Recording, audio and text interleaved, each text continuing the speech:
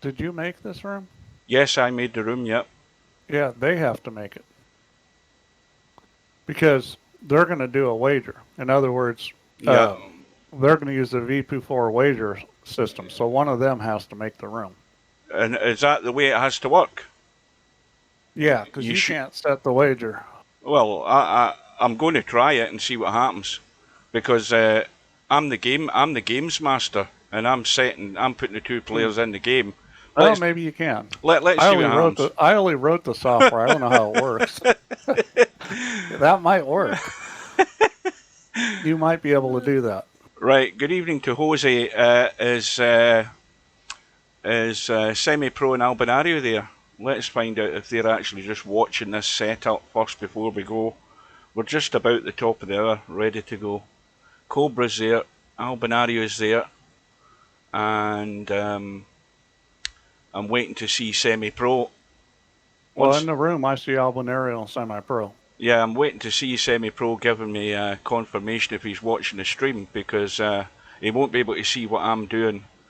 Right, there he is. Right, we're good to go. So what I'm going to do is I'm going to quit the game, or quit the match, sorry, and I'm going to put Albinario and Semi-Pro in, and then we're going to look at the advanced settings for the match. It's a race to 25. If we go to advanced, we can see that it's winner breaks as requested. The rest of the stuff there is default. We've got the lag for break. The jump cues are off. Call money is off. Spot money is off. The usual push out after the break only. But rack money is on. So that means that the rack is further up the table. The 9 ball is on the head spot. And there's no handicap, which is obvious. If I say OK to that, and we go down the main settings, it's 9 ball, it's the beach house table in the hard times room, tournament table, 25 racks is the match goal. The shot clock is 30 seconds as requested, with one extension, 20-second extension. The wager is saying none at the moment. That has been adjusted and upped by Steve today. So now when we go up the wager, we've got $5, $10, $15, $20, $30 and so on. And then we go up to 100, 150, 200, 3, 4, 5 and keep going.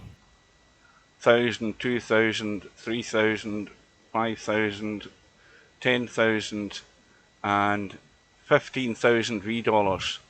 So everything is okay. The chap should be happy with that. Everybody's seen what the settings are, and we are good to go. So welcome everybody. And Steve has joined us, so we'll have a good moan at Steve in a little while once the match is underway. I hope this works because I don't think I ever tested it with a third party setting up the bet. It Well, might work. we're about to find out. I might as well be the guinea pig. Right, good luck, chaps. And let's go. And it probably will break on me, knowing my luck. Well, when you say okay, it should be Yeah. asking those guys. Yeah, we've got the message box. Albinario's Semi-Pro's accepted. Albinario's reading the small print. And he's keeping us waiting. And he's accepted. And the timeout is 40 seconds counting down. And we'll hit start. And everything's worked, Steve. There you go. Third party can set it. I must be brilliant. Even crap that I didn't ever test works. That's amazing. Usually with software, it doesn't work if you don't test it. Right, so we've got the lag for the break. And Albinario has won. Well, this match, I know I've got an idea how this match can go. It can go, well, obviously can go two ways, but one way for Semi-Pro would be that it's a good start and he builds up a little lead and everything's hunky-dory and fine. What could play Look at this. Well, what could play a factor in it is that. Well, that always plays a factor, but my view of this match is that it's going to be who can get comfortable because both these guys are good players. Semi-Pro's been working on his game. I've been helping him a little bit with it. He is a person that wants to learn. He didn't do good in the World Championship, but he's been working on his game. I think the challenge for him is mostly going to be, settling in. I think if he plays well, he's the favorite. Albin, of course, we've seen him not only play well but get better during the last World Championship. So it probably could go either way. I'm going to favor Semi-Pro, but we'll see how these guys end up playing. Well, I think that if what's going to affect it is probably Semi-Pro is going to have more effect on himself than Albinario is, because if Semi gets a bad roll, or he plays a couple of bad shots, he's going to start getting on his own back, and he needs to cut that out. He needs to stay on the ball as far as what the table's like, rather than worrying about what he's just done. If he can get that stuff out his head, then he's got a game face on and he's ready to go. We'll see. Yeah, I agree. We'll see how it builds. I mean, Semi, run out wise, he's got, this right now. If he plays good, I can tell you what I see in his game. His run out wise, he's going to run out as good or better than anybody in VP4. I think Semi-Pro still makes some mistakes with safeties and the moving game and those sort of things. But Albin does that too. So, I think as far as the mistakes they make decision-wise, it's pretty equal. So it's going to come down to who runs out better. And I think Semi's got the advantage there, but well, I think we all know how this goes. I think it depends also if Albinario starts pushing the boat out in certain shots. We'll see how that happens as well. Oh, that whole push out thing or safety thing, those are huge parts to winning. By the way, guys, the guys in the stream, what's the audio like so that everybody's happy? Just let us know. So there's quite a few people appeared. I've missed them all doing the setup there, so welcome everybody. So everybody's happy with Steve's volume as well. That'll be a first. Yeah, that's amazing. That's a first, yeah. Yeah, the way I see this, and I mean, I think most of the guys on VP4 don't look at it this way. And, I had this discussion with Semi-Pro about these kind of mistakes, and he's like, but I played really good. And I'm like, yeah, you played really good, but what you got to understand is that if you play a match and you miss 4 balls, and then you play a match and you miss 2 balls, and you go, well, I played really better in that match where I missed 2 balls. But the problem is if you made 2 mistakes on safeties or 2 mistakes pushing out, or all of a sudden it's like you didn't play any better than that match where you missed the 4 balls. So you got to look at the other parts of the game as being critical, because when you play a bad safety or you push out wrong, or that's just like missing a ball. It's no better than that. So you kind of got to change the way you look at evaluating your play. Yeah. And a lot of players, see, that would be good if we had what do you call that rating again, Steve, that they've got in pool? What? What's that rating thing that they have in pool, in real pool? It's Fargo. It's basically similar to the rating we do on virtual pool. And, it's a good rating system. I mean, it's not a perfect rating system. None of them are. The problem with the Fargo rating is that if you play in your local area and you're like the king toad or whatever you want to call it, or you're the best player and you're beating all these guys, and I've got a friend who, well, he's not the best player in the area, but he's a lot better than most of the guys, and he's rated like 700 and something. Yeah, but that's in amongst those guys. Yeah, I see what you mean.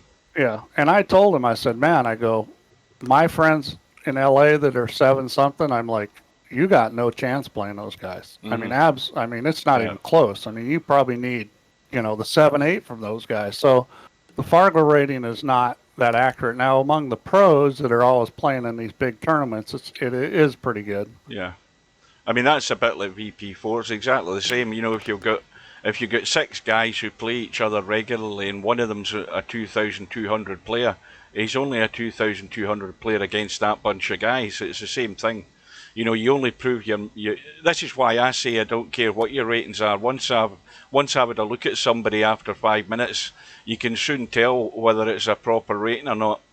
Yeah, well, these guys like milk their rating by doing that, and then they get in a tournament and they complain, "Oh, Yeah, exactly. why am I having to give this up?" Well, guess what? Why don't you play guys who can play when you're in here on the match room or challenge room?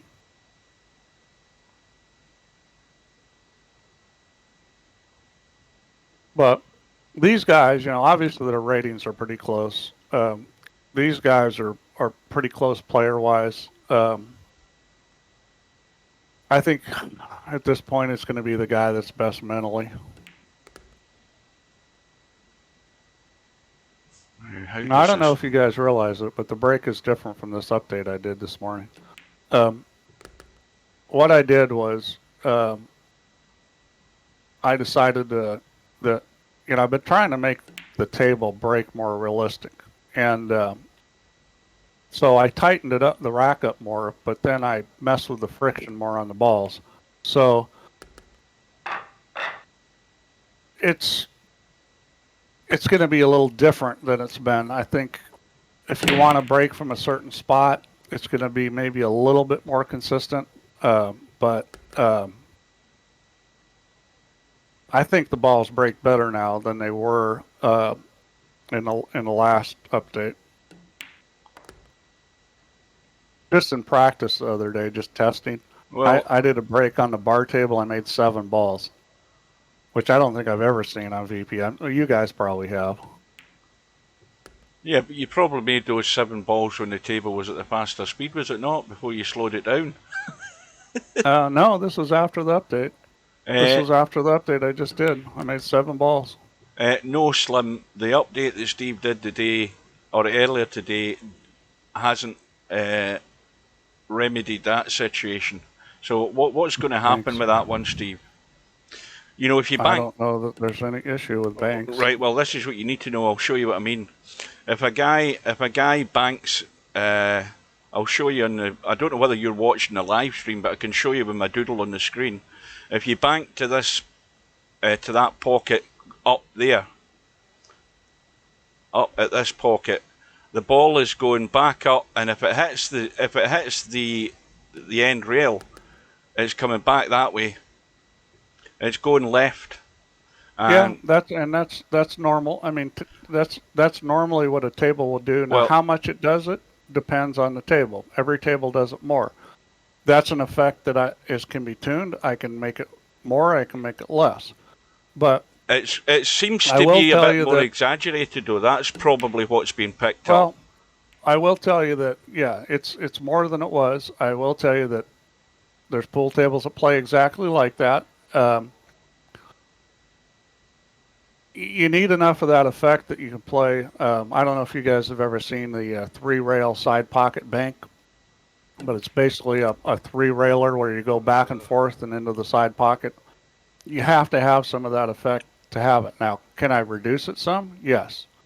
Can I eliminate it? No, because the table won't play well. So the question is how much of that to have, and you can go in real life and one table has more of that than another. I mean, they're not all the same. So is it too much? Well,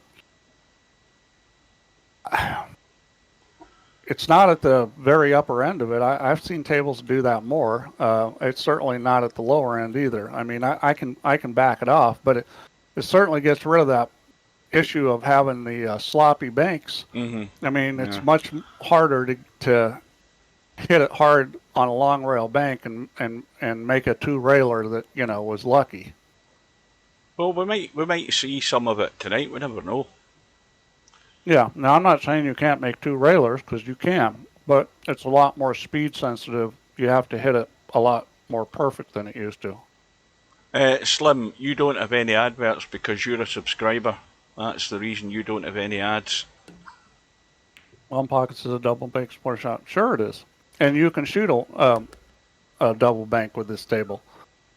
But you can't just slam it and shoot it. You know, you're going to have to get the speed right. Mm-hmm. Yeah, the bank's always you always give it the best shot of going in if you get that pace right. But, you know, we can tune it some more. There's nothing that is actually set in stone on this tune. I mean, the whole idea of this was we were going to try things out and we were going to tweak things. And, you know, part of it's based on player input. So, you know, I'm not going to tell you that, oh, it has to be exactly this way. We'll just, you know, continue down the road and tune it as we need to. I actually wish I was getting more feedback from billiard players because there's tremendous difference in a billiard table. Well, I thought it was Slim. I do apologise. What was the thing I was going to ask? Something came into my head there and it's gone out as I was reading the chat. It'll probably come back to me in a minute. Just in case we haven't noticed, it's 4-0 to Albinario at the moment. Yeah, well, and this doesn't surprise me. I mean, Semi's got some mental stuff he's got to get through. He's got to get comfortable. I mean, he was very comfortable playing last night in the Friday night 9-ball. And, you know, he played really well, and he needs to play like that here. And, you know, it's a little bit different environment here. And Albin showed that he's pretty solid in the World Championship. I mean, Semi-Pro is going to have to step up, settle down, and play his game. Yeah, Albin's a pretty cool character. I mean, I don't think I've ever seen him lose the place, and that's, you know, he's got that cold, steely determination. Well, we saw him make some mistakes against Cobra in the last World Championship, and down the stretch, and you know, it was Cobra was one that stayed really cool. You know, I thought Albin had a good chance to win that, but he made some mistakes down the stretch, and Cobra didn't. Now that's the difference between it beginning to get tight and, you know, everything's going along nice and hunky-dory, and that's the worry I had about Semi-Pro. Now this is exactly the situation where he's going to have to immediately get any of that sort of stuff out of his head, because the way, you know, he's got his first rack in the board, that might settle him down. He's playing tentative. I don't like the way he hit that 8-ball, where he got a funny angle on the 9. I mean, you know, especially when you get on a table that's a little faster like this now, when you get that shot where, you know, trying to hold the ball or something is sort of in doubt and you could roll long, just hit it and let it go 2 rails and come back out. Don't, you know, try to hold something that's going to be hard to hold. And that's what Semi did, and he got funny on the 9, and that could have easily been missed. Yeah. You always got to get through your shot. Well, I know what I was going to ask you, Steve. What happened in that semi-final match there with Oi? Because I had to switch it off. I didn't see it. I did not see that either. Oh. I had to switch it off also. Because who is it he was playing again? Was it Biado? No, he was playing Fedor Gorst. He was playing Gorst. I watched the Biado match, Biado against Johan Chua, which, you know, I know both those guys. They're both fine players. Chua's an up-and-coming young player. And that match was fantastic. It went hill-hill. Chua broke dry hill-hill, and Biado ran out. I'm trying to think who Oi was playing. But Oi won. DJ Hazard says 10-9 Biado. Well, it would have been 11-9. 10-9, yeah. Yeah. Oi won. No, Biado won 11-10. Oi won. So that doesn't surprise me. I mean, Oi played real good in the last tournament, the 10-ball tournament. Oi played really well, ended up taking second. I think Casey won it. But watch out for that Johan Chua. I met that kid 3 years ago at Derby, and real nice kid, like most of the Filipinos. The Filipinos are really nice people. And, you know, He's got, I don't know if you guys have watched it, but he's got a YouTube channel where they stream a lot of matches. It's called, oh, what the heck's it's called? Bad, Bad something. I can't remember. But anyhow, he's got a YouTube channel and they stream a lot of matches. Anton Raga plays a lot. He plays Jeff Ignacio. I mean, it's if you want to see all the good young Filipino players, it's a fantastic thing to watch. Was that yeah? Is that right? Beato is playing Oi. I thought that's who he was Oh, they're playing. playing him now. Okay, Yeah, he's up 10-9. that's Yeah, just. well, Beato's the favorite there just for experience. I think Beato had a good lead, or was it the other way around? I can't remember, but one of them was making a comeback, and it might go all the way. Well, it's tough in winter break. Are we playing winter break in this thing? Yes, we are in this one. Yeah. That's good. I like that because I'd like to see somebody. I'll tell you what, the way the balls are breaking now, you ought to be able to run a six pack. I'd like to see people start, running a bunch of racks.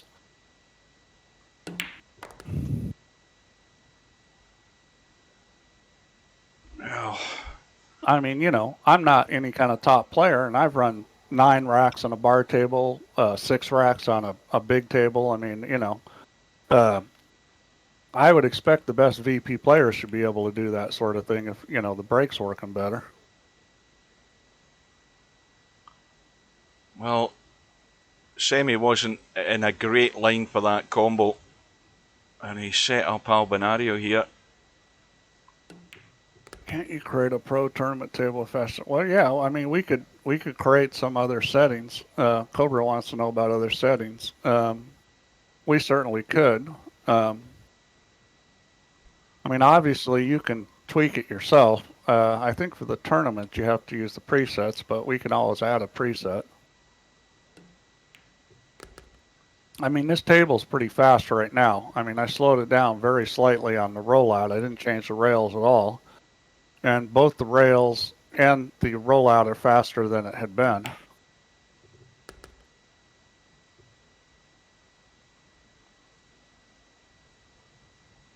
Well, he's got himself in a kind of a funny situation here. I think he's going to end up having to play the combo. Looks like he's trying to hit this with inside. He might be able to do that, play it in the side pocket. It's a little tight to do this. Oh, he's coming across. Okay, well that's even better. I wasn't thinking that way, but that's actually pace. Pace was good. Yeah, he's funny though on this. Let's see how he's going to play this. Looks like he's going forward with inside. That'll do it. Yeah, he didn't try to get over aggressive. I mean, he hit that well. It's easy to overspin that and leave yourself too straight in on the 7. Albin looks like he's playing good. I think Semipro is going to have his hands full. He's going to have to bring it because Albin looks like he came to play. A long way to go. It's a good thing about longer matches because then it gives every opportunity for things to chop and change. Oh, it's the best because you're going to really find out who can play. Like you can watch this U.S. Open, you can watch guys lose, and you just go out and think, "No, these guys aren't that good." Well, guess what? In many times, the loser would beat the crap out of the winner if they played a long race. There's, if you play good enough and you play well, you can, I mean, I've beat tons of pros, and I don't play as good as I play maybe as good as a weak pro. I beat tons of really good players that I do not play as good as, and I had no chance gambling with. But in a race like that, I mean, if you play well and you don't make mistakes like missing balls or doing stupid things, you can beat anybody. And that's what happens in this U.S. Open. The reason why the best players get to the end is that for somebody that's like a player that could play well and maybe can beat some guys, they can't do it match after match. So what ends up happening is that the best players end up bubbling to the top eventually. You think that guy that beat Shane the other night can beat him if they gamble? There's like no chance. I mean, it's a lock for Shane. You know, what did he run that? He ran about 5, 6 racks before Shane got out of his seat, I think. He was 8-0 down. Yeah, but that's what I'm saying. It's like, I mean, anything can happen. I mean, I've broken run out sets before against guys. I mean, and I'm like I said, I'm not that good, but I'm good enough that I could do that once in a while. Well, once in a great while for me.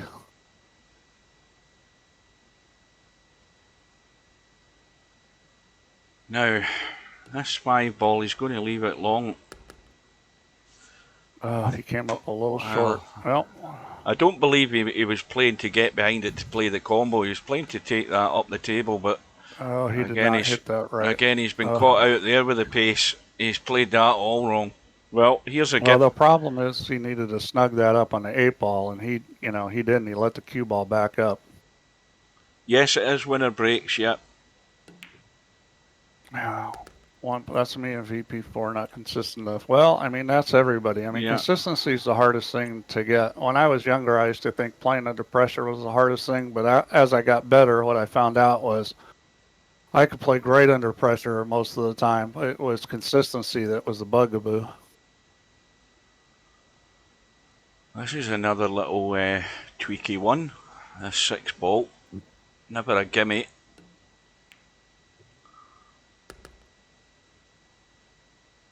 Yeah, and that just goes to show you, even with this table faster, you can roll balls like that. I mean, that's very good touch.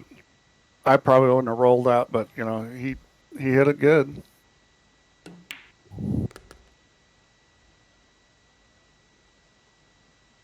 Well, let's see if Semi can take this out and get the break working. That's always a good way to start your comeback. Oh. Yeah, well, that was close. Well, I think now he's funny on the 9. It's like leaving things tough. Yep, he's getting annoyed. I can feel it. I can feel it beginning to bubble. He's feeling the heat. Why is the cue spinning around crazy like that? Because Semi-Pro's bashing his mouse on the mouse mat. That's why it's bouncing about. I can tell you that.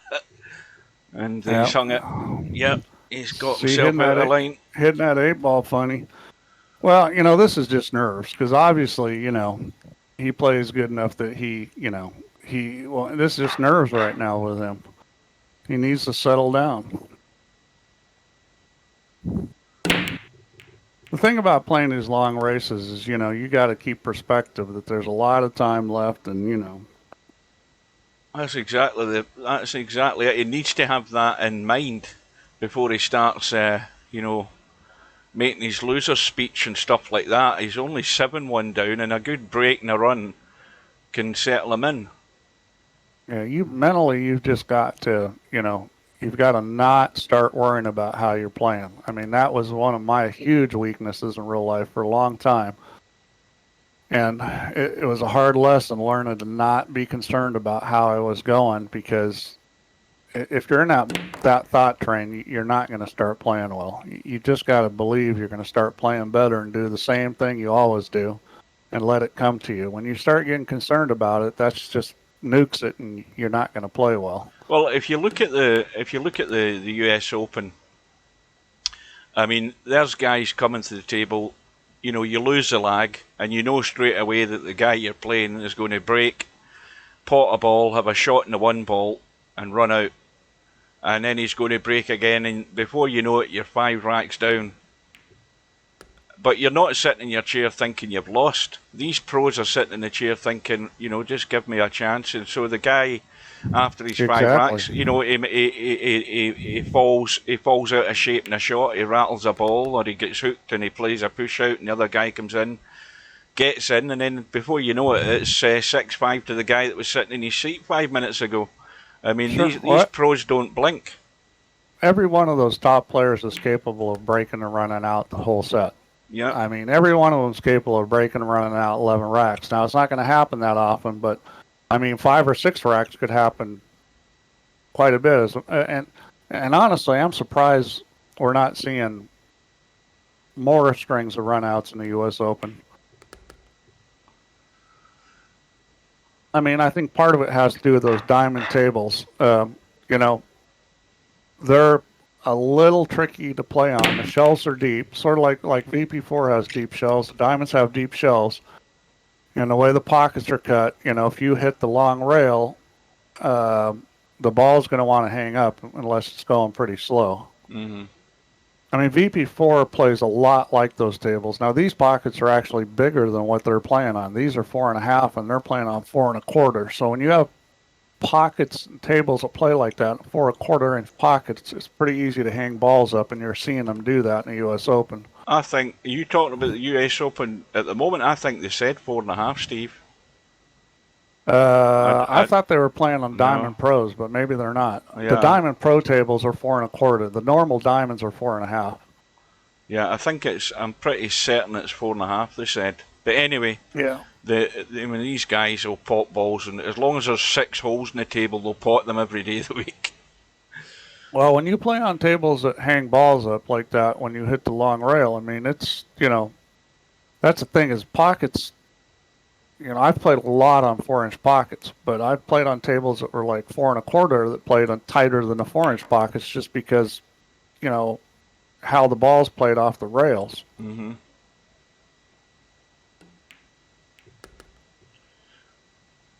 Yeah, my table at home is 4-inch pockets. What was the tables at hard times? No. Those were 4-inch pockets, except for the TV table. The two tables up front, table number 1 and table number 6. They were the two front, and table 6 was our table. Yeah, table 6. It was a TV table usually, Mm-hmm. and those were 3 and 7/8. Yeah. And I played a bunch of matches on those. There's some streams of me playing on those, and I'll tell you what, those tables can make you look like a freaking idiot if you're Mm-hmm. struggling. Well, this it's well off the rail, so Yeah, he as shouldn't long have as any trouble with this. as long as he doesn't lose the cue ball, he's fine. So let's see what he Yeah. does here now. The comeback is on. Well, what happens when you got a little nerves and stuff? You start getting out of line, and it's like he hasn't done anything really terrible. He just he's getting a little out of line and missing some balls. Well, 6 is gone. Yeah, I mean this table's fairly straightforward. I mean the 4-5 is a little tricky. He's going to be able to deal with it right now, maybe. If he gets an angle, anyways. Did he get an angle? No, he's No, wrong. he did not. Now he's thinking of going forward and spinning into them, and things can go wrong that way. But he's he got away with it. Yeah. Well, I mean, he was smart. He didn't hit it real easy. I mean, in that situation where the 3 ball was, you could put a little speed on it and still come up with a shot. I think the biggest mistake I see people make when they're going into balls is not going into them fast enough. A lot of it depends on the angle. Like if you got balls near the rail, you need to go into those pretty hard because they're going to tend to double kiss and not want to come out. Yeah, you got to make sure you get through them. The best way to go into balls, of course, is when you have a couple sitting together and you can control bump one. But, I mean, obviously Semi couldn't in that situation not come up with a shot. How's this 7? He's going to probably have to shoot the combo here on the 8-9. Well, he's going to have Because to. there's no real good carom on that. It's going to have to be a combination. He's going to have to get right on this 7 ball because this is tight. Yeah, this should be pretty easy, really. I mean, that shot looks tough, but it's really not. He's just let the cue ball go. A lot of things look tougher than they are visually. It's like, oh, I don't like the way this looks. I mean, a lot of people have trouble with balls, or the cue ball is close to the object ball. They have trouble shooting it, and it's because they're not looking at it the right way. If you look at it the right way, it's actually a pretty easy shot. Well, the brake's working there. Where's the cue ball going? Where's the 3 going? Well, he didn't come out very good. I mean, you really don't want the cue ball to go that far up table on the break because the one's going to go up the table. So you really want the cue ball like middle of the table, diamond past the side pocket. I don't think that was a great push out. I think Albinario has a choice here. He could be really aggressive and try and bank that one in. He's looking up and down. He's not considering it. I'd probably give this back, but I mean the bank is maybe there because you can come off that rail in the three. The way the three's sitting, it's a big ball. But I'd probably give this back to him. I probably wouldn't shoot it. You know, he's obviously set it towards the three. I think he got a double kiss there. That's blew it. He's got a double kiss. That was a tough shot to hit. That was a very touchy shot. He should have gave that back. I mean, it really, it was a good push out, really. I mean, he got him to shoot it. I would have gave that back. I would have done the same. Well, the question though is Semipro going to take full advantage of it? He's already screwed up. And he's already gone. Yeah, I mean, that's, you got to be able to move the ball in traffic. He did not get the cue ball in the right path. He needed to come a little further down the table and miss that 8. He's trying to get the 2 in the side pocket. Uh-oh, watch out. Oh, dear. Well, the 5's not locked up the 3, so it's looking pretty good with ball in hand. Yeah, that's the kind of stuff. He's got the momentum. He's got potential run out, and he made a pretty bad mistake with the cue ball. Normally if you make a mistake with the cue ball, you can get away with it because you can always play safe. You're still in control. But when you hook yourself, that's a different story.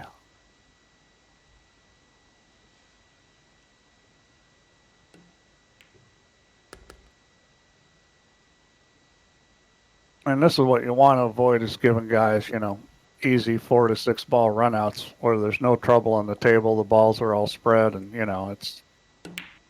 Yeah, it just Alvin's going to run out this table almost every time. It just hurts even more knowing that these are all your balls that he's putting away.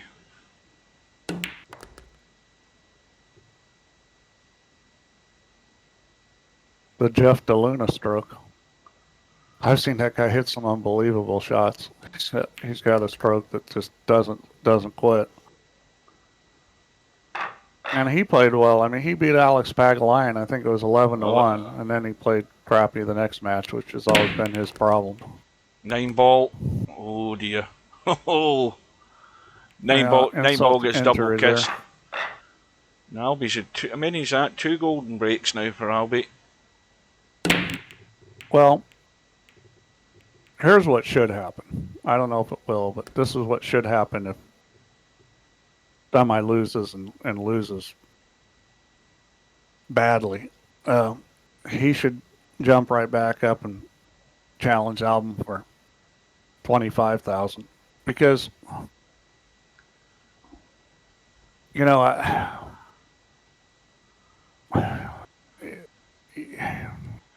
got to believe that I know Semi plays good enough to win this, and you got to believe that can happen.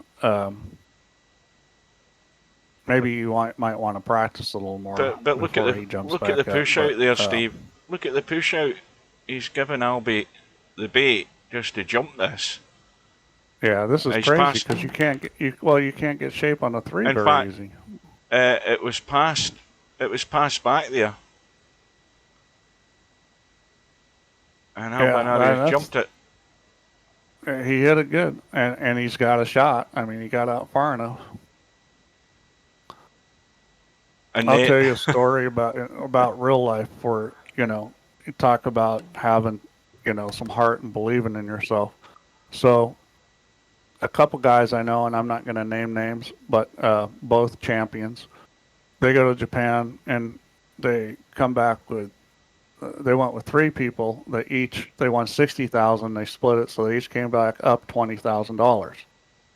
So the day after they get back, they're down at the pool room, and Player A and player B start yapping at each other. Next thing you know, they're playing for $10,000. Mm-hmm. Player A beats the crap out of player B. I mean, it wasn't close. He destroys him. So player B goes home and he had given 10,000 to his wife, and he goes home and he says to her, "You know that 10,000 I gave you?" She's like, "Yeah." He goes, "I need it back." He takes the 10,000. He goes down, and this was at hard times. He goes down to hard times the next day, gets in a game with player A, and he beats the crap out of player A. Now, that tells you the mentality of these great players. The guy just got the crap beat out of him for 10,000, and this is not a guy with a lot of money. This is a working man that $10,000 was a lot of money to him. And after he gets the crap beat out of him, he comes back and plays the next day for 10,000. So if you want to be a great player, that's sort of the mentality you've got to have. That you played bad. You got to have the belief that you can play great the next time, and you got to step back up. Yeah. I don't know that Semi is going to lose this, but at this point, he needs to start playing better. Good evening to WizKid. Well, Albinario is going to need a good one here.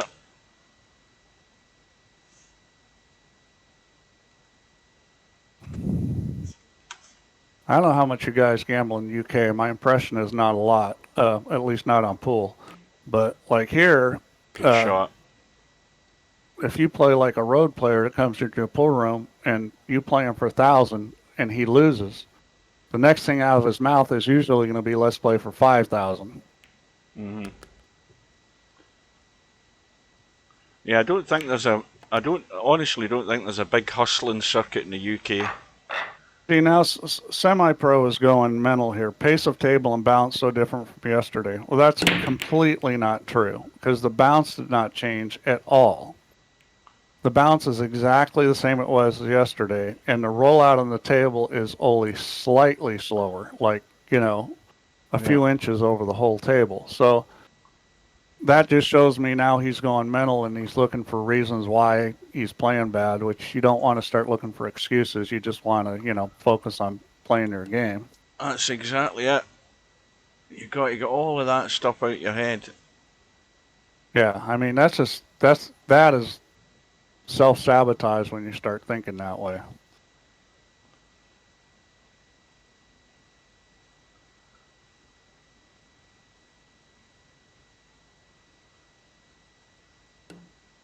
I mean, Stubb started complaining yesterday about it, and I said to him, Stubb, he goes, I'm just going to play. I'm not just going to play in real life now that I started playing. I said, Stubb, when the air conditioning goes on in the pool room, it's going to change the speed more than what was changed yesterday. Just the AC turning on. I said, good luck in real life if that's how you're going to look at it.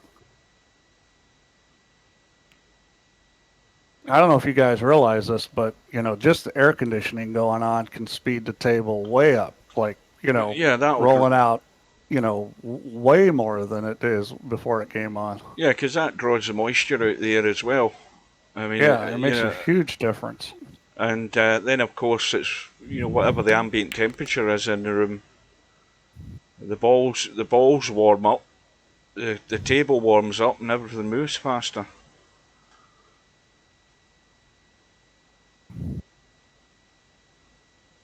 Yeah, I would say that I've seen tables pretty commonly, like down at hard times, that if you were lagging up and down, it would be a 2 diamond difference after the air conditioning had been on for a half hour. Just explain, Steve, to these guys, because most of these guys won't know where you're talking about. Steve used to live over in Los Angeles, and where's the hard times table? Well, it was in Bellflower. It's closed now. Oh, it's gone, is Uh, it? well, that one is. There's two hard times. There were two that were done. Oscar Dominguez bought the second one, and that's in Sacramento, and that's still there, and that's a fantastic room. But the one in Bellflower is gone. It closed. Hmm. It's gone the same way a lot of pool halls have gone. Well, I mean, big, huge space, it's tough. They didn't have alcohol. If you're not selling alcohol, it's hard to Oh, survive in some yeah. place like Los Angeles. Yeah, that's how. I mean, that was the story of most of the places. I mean, most snooker clubs in the UK, mine, the one I used to go to, it made all its money on in the bar. And then you Oh, used to yeah. have a disco on a Friday and a Saturday night, and the guys would be through the other rooms playing snooker while everybody's partying in the bar. And as soon as the bar dies, then the whole place dies because they don't make any money from the pool of the snooker. Not enough to cover the overheads and wages and everything else. Yeah, it's hard to have a pool room. I mean, in Georgia, we have, I call them crack machines. They're basically gambling machines. So you've got three ways to make money: the gambling machines, the pool time, and the bar. And the bar is usually the biggest money maker. Well, the Filipinos are playing on tables that are probably a state and a half. I mean, you watch some of the videos on YouTube, you can see the. I mean, there's guys playing. I think I watched a video with Efren Reyes playing. I think it was nine ball, and he was playing. He's playing some crazy shots, and this looked as if it was inside a garage. I mean, and Well, and, and it's full of guys all hanging all over the table. oh yeah, they hang right Cigarette, around the you table know, like they're standing on top of it, yes, and cigarette and ash and cigarette butts in the pockets. well, a lot of those matches you see, they're playing on tables that are in open air rooms, Yeah. like they're open to the street, and it's very humid in the Philippines. So I mean, they're playing on tables with tremendous humidity, which makes the rails super grabby, makes the table slow.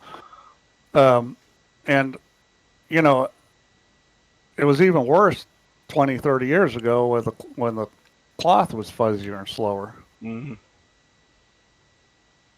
Yeah, so those guys learned the hard way on equipment that was nowhere near what you would necessarily call pro standard equipment.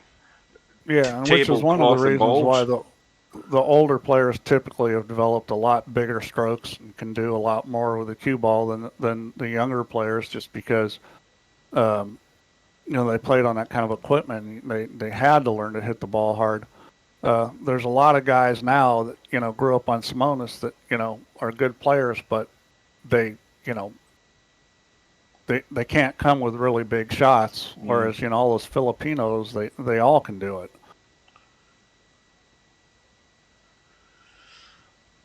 Well, semi-pro. I mean, he's obviously got a shot in the one, but no shot in the two.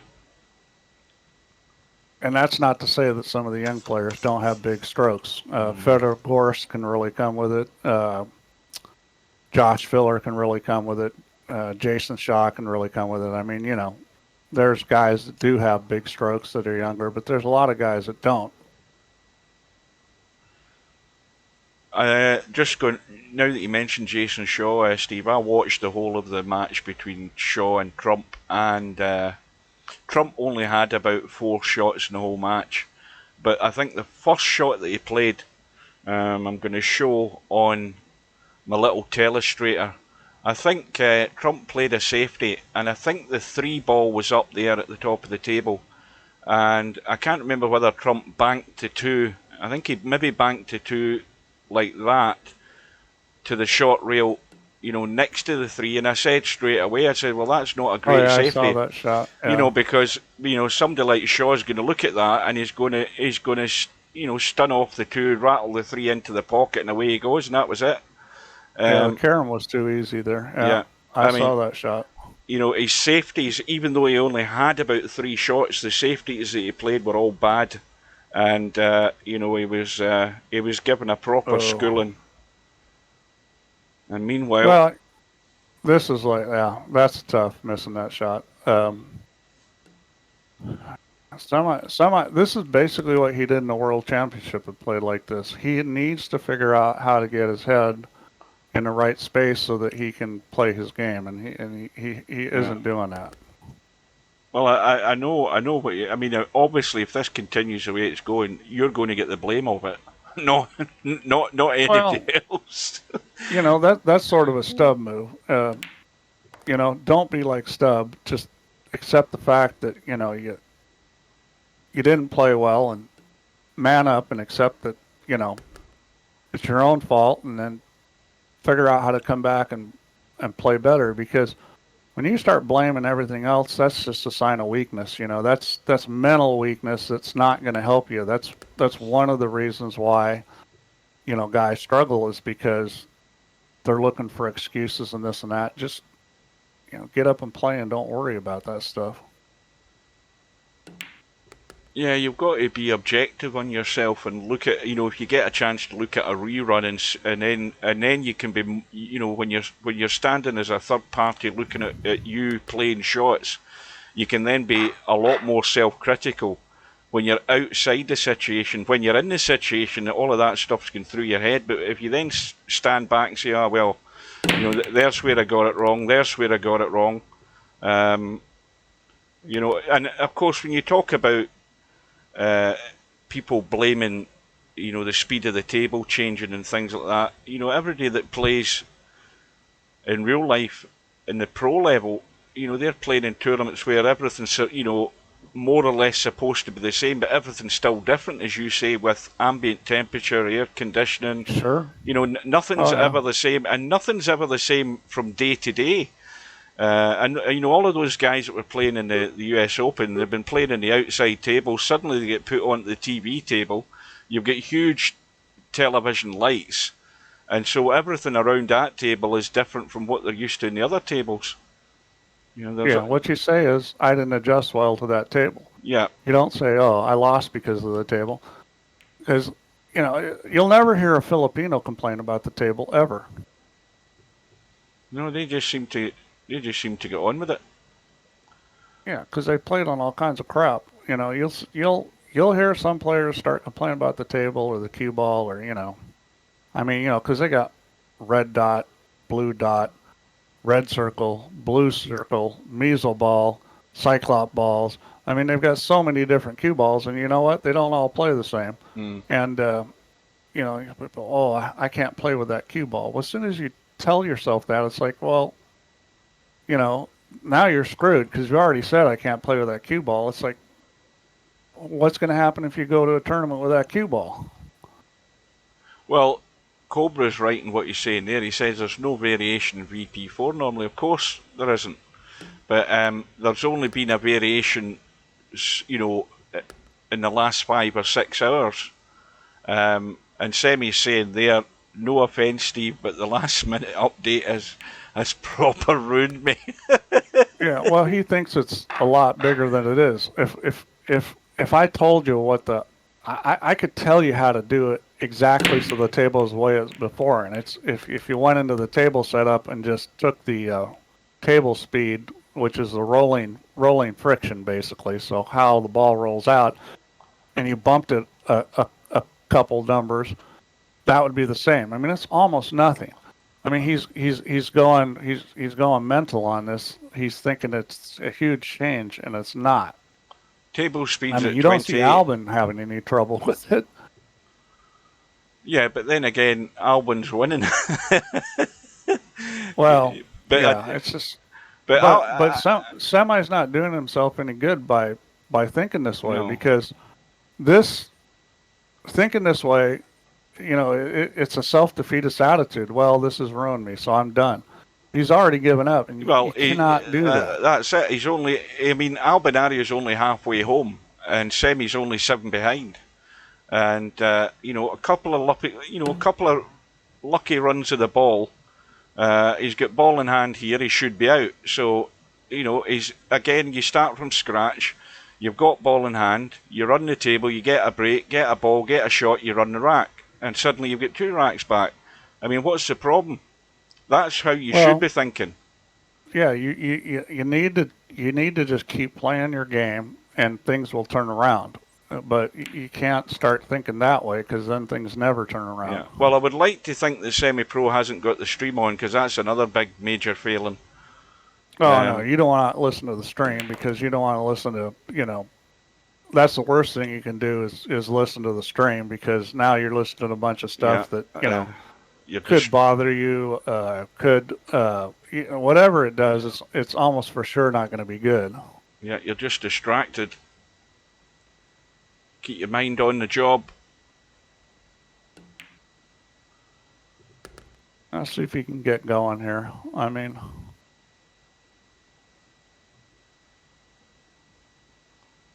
Well, I'm as good as giving him the rack, so that's going to put the mockers on it.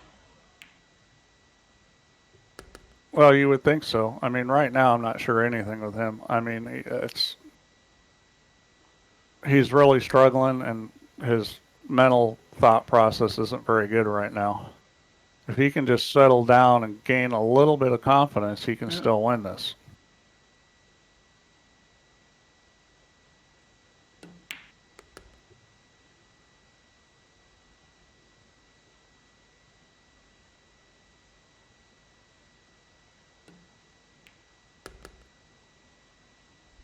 Right, let's see how he does.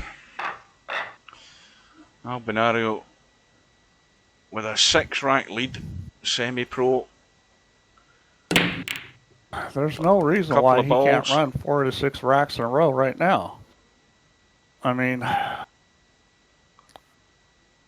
you know, it's like a switch, and you want to get the switch in the on position. Don't do things that keep you from getting it on the on position. Do things that allow that to happen. That's true, WizKid. As long as you get that object ball into the centre of any, the centre of any pocket is guaranteed to go in. Doesn't matter the size of the pocket. Where's this 9 going? And Well, there's nothing see, wrong with shooting that, but hopefully we're going to protect the cue ball better than that. I mean, he's in a situation now where he just sold the rack out. well, I would have pushed through and locked him behind the 9. I wouldn't have even attempted that. Yeah, well, I mean, again, there's nothing wrong with shooting at it, but you've got to try to protect the cue ball, and not give up a good shot on the one. Yeah. So because it certainly wasn't a guaranteed shot. Well, there's a mistake. He's killed his momentum. Albinario will get that if he doesn't jump off the table. Oh, of course, he hasn't got a jump cue anyway. I've just remembered there's no jump cues. But yeah, he's got to jump this with his playing cue, which isn't easy. I'd be kicking this, trying to kick it the two ball up by the 5, and try to get the 2 ball in the end rail. Well, he played a masse, and he hit it good. He just didn't go in. That was a well played shot. It was. It was, it was only a hair's breadth off it. Good attempt. Yeah.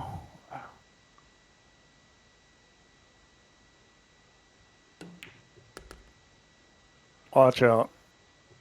Wow.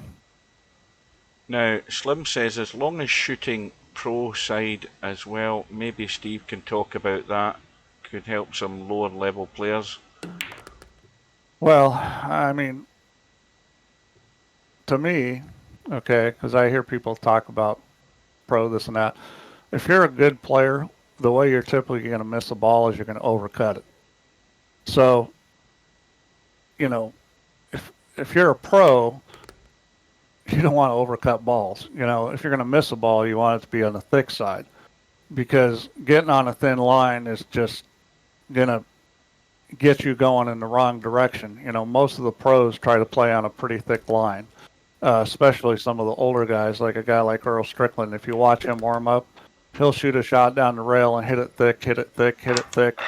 And he's working himself into getting that ball to create angle, but he starts going at it really thick. So I don't know what One Pocket Slim's talking about, but to me, when you talk about being on the pro side of the pocket, it's the thick part.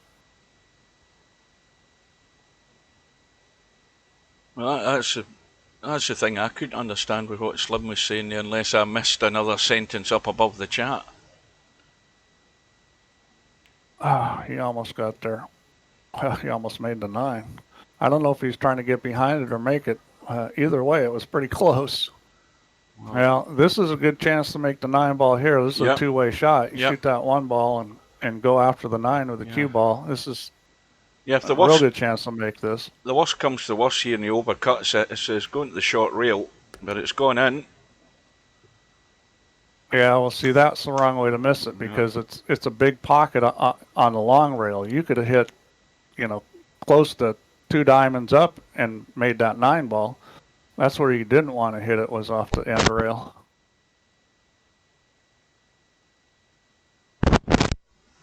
Oh, One Pocket Slims is talking about making the pocket bigger. Yeah, I mean, and again, this depends on the table, but if you're shooting down the rail and it's not a really nasty table, then the middle of the pocket is not the middle of the pocket. It's actually like if you're shooting down a long rail, it's actually over towards that long rail because you can hit, you know, a ways up that long rail and still make the ball. So as far as the aim line goes, the aim line is different. It's not like a snooker pocket where, if you hit the rail, it's not going in. Yeah. Now, some pool tables play like that, where if you hit the rail, I mean, I played in a Hard Time Sacramento tournament where if you hit the rail like 3 inches above the pocket, it wasn't going in. I mean, they're just brutally tough. Oh, what is he doing here?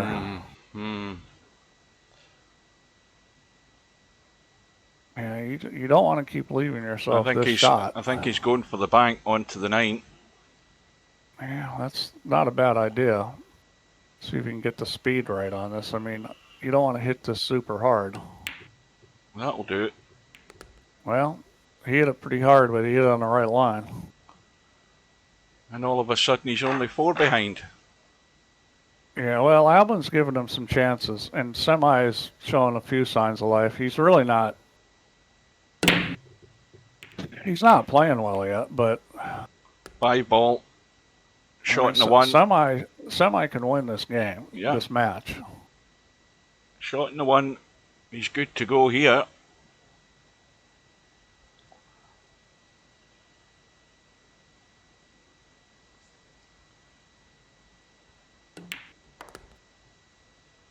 That's another thing, is you don't want to be in that lobby listening to all these yo-yos in there going, oh, this is different, because, like Semi thinks the rails are different. They're not different at all.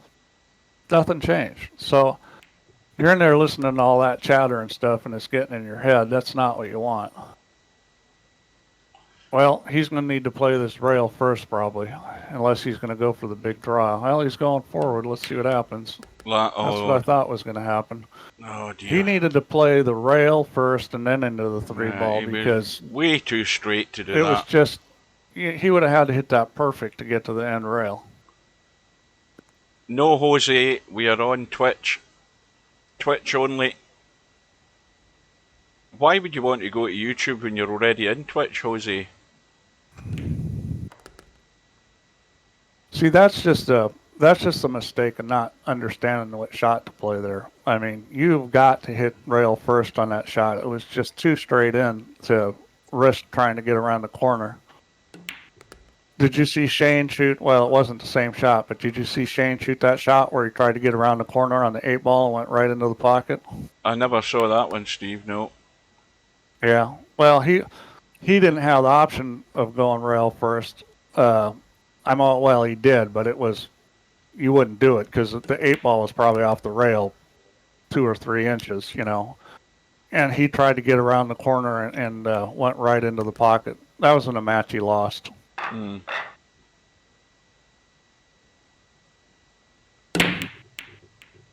But he didn't have a choice. Semi had a choice there because where that 3-ball was sitting, it was very easy to shoot that rail first.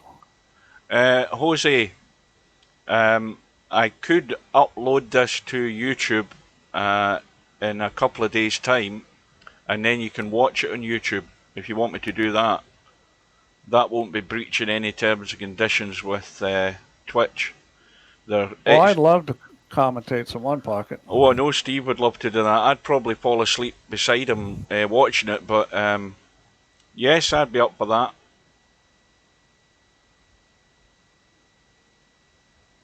Yeah, One Pocket's a fantastic game.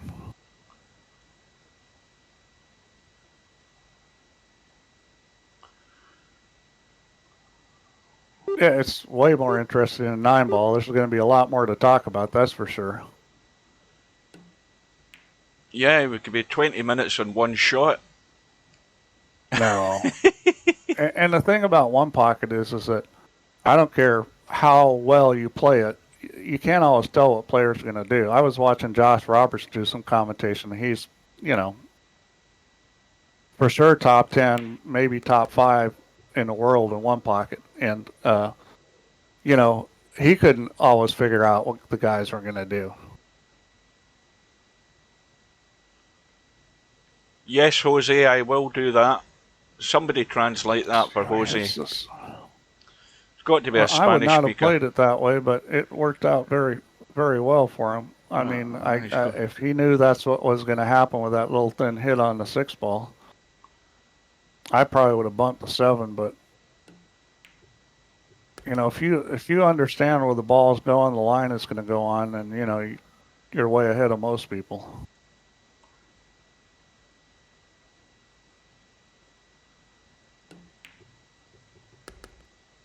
Yeah. Now, see, this is just stupid because either you hold it or you come down the table. You don't hit at that speed. And he's probably sitting here thinking, "Oh, the speed of the table changed." Well, the speed of the table changed where it would have gone off that end rail and rolled out like 3 inches instead of being an inch off of it. So it's like, you know, that shot there was just not a good shot. Semi seems to be being overly careful with ball speed here.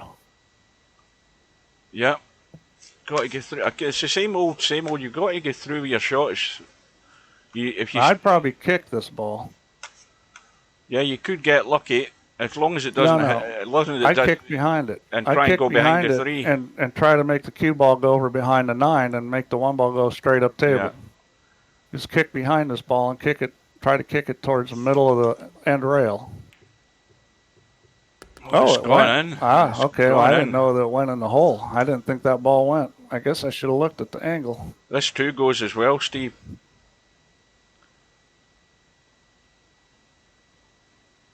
Yeah, he should run out from here. But that's the one thing. Oh dear, he's made. I don't know what the hell he tried there. But the one thing that we did notice when the table, I mean, the table is still slightly faster. But when it was that first update, these pockets, even though we think they're tight, they were certainly more generous with the pace of the ball. You know, whenever the ball got to the jaws, it was helping the ball go into the pocket with that faster pace.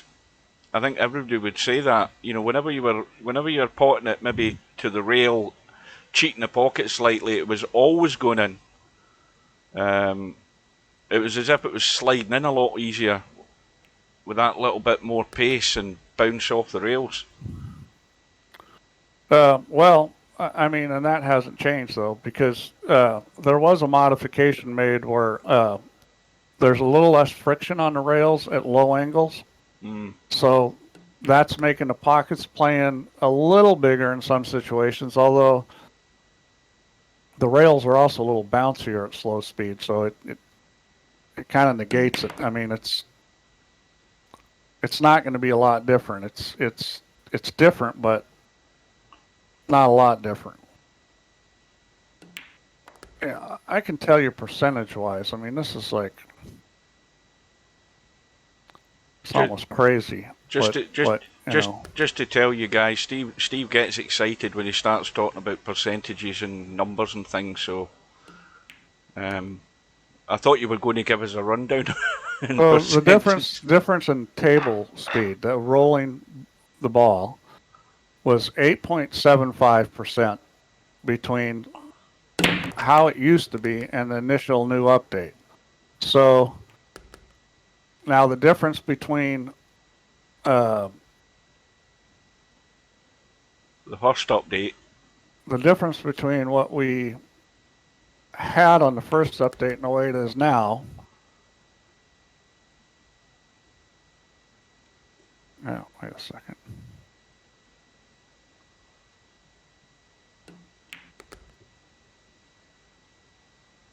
Is half of that. So we want halfway in between.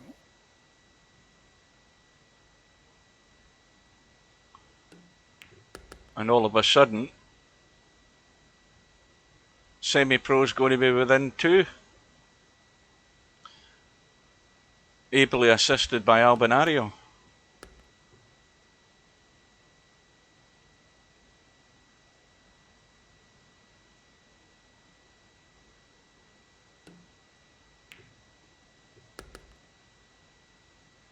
Yeah, well, Albin's not doing himself any favor because if Semi-Pro, if you excuse the expression, pulls his head out of his butt, Albin's going to get drilled because Albin's had, you know, Semi has not played well, and Albin should be way ahead at this point, and he's not. Oh, no. Oh, he's got a lucky break there. Now, what do you do here, Steve? I try to get on the 8 ball. It's a little tricky here because, you know, trying to get behind the 8 and get to the 1 past the 7. 7 is tough. Yeah. I think he was probably going to have to use a little bit of English on that to make that shot work because just rolling it wasn't there. And he's left the 1, so.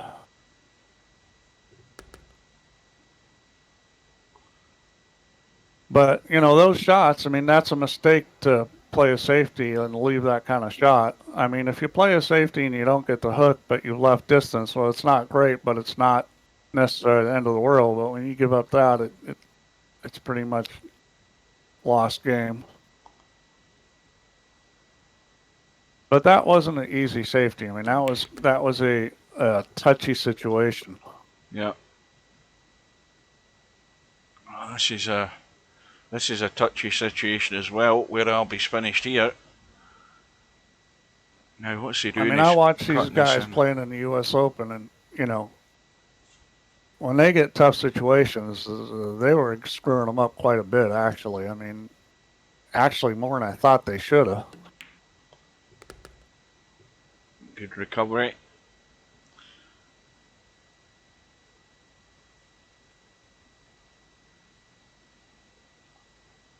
Yeah, he's out here. But I mean, that shot that Semi played there. I mean, if that was any of the pros in the U.S. Open playing that safety there, the one thing they wouldn't have done was left a shot for their opponent. Well, I mean, they might have. That was a tough situation. I mean, you knew it was going to be difficult to get behind the 8 and get the 1 ball past the 7. And, you know, I think the mistake he made was he tried to do both and succeeded with neither. If he would have made sure he got the 1 ball past the 7 and played it differently, even if he didn't get the hook, you know, I think to get that shot and make it work, he was going to have to hit that with English, and you know, hit it with right English so he could open up that 1 ball and then get the cue ball to spin behind the 8, and he did not hit it that way. Well, I think Albinario is going to take the bait here because that 1 and 2 are pretty well set, and he's going to run for cover. Yes, yeah, I don't like shooting a shot. He's looking mainly at it. because it's going to be hard to get a shot on the 1 ball. You know, you've got the 4, 5, 7 sitting there, and the cue ball is going to want to go that way unless you put a lot of English on it and make the shot harder. And yeah, this is like fraught with peril. I know he's running for cover just. Yeah, well, that's a good decision. Oh, he's banked it. He's almost banked it. Yeah, well, I thought he was running for cover. If he was trying to shoot that ball, maybe not. I mean, we've seen Albin do this a lot. I think he shot more bank shots unsuccessfully than probably any good player in that last World Championship. We saw him do that a bunch of times. Mm-hmm. I don't know whether he... I mean, I don't think he played the bank. I think he did just play to get it safe, but maybe the pace has caught Albie out there. This is tricky. He hit it pretty good. He hit it really good. Wow, that was a great shot. Now, Now this is where you want to run for cover. You've got an angle where you can go right up there behind the 7. You probably got to play short of the end rail to get the hook. Run the 3 ball right into that gap on the 9. Yeah, maybe you can't do that, but whatever, you can hit it too hard. He's well, probably going for the 4 ball. well, that'll do it. Yep, that'll do. That's a good shot. That was well played. Yeah, Albie's in a Very star. well played. He's got a narrow window to get to that 3 ball.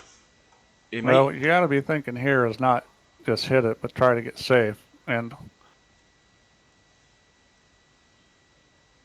this is tough, but you can hit that 3 ball and get it past the 6 and get the cue ball going at the 8. I wouldn't hit this real hard.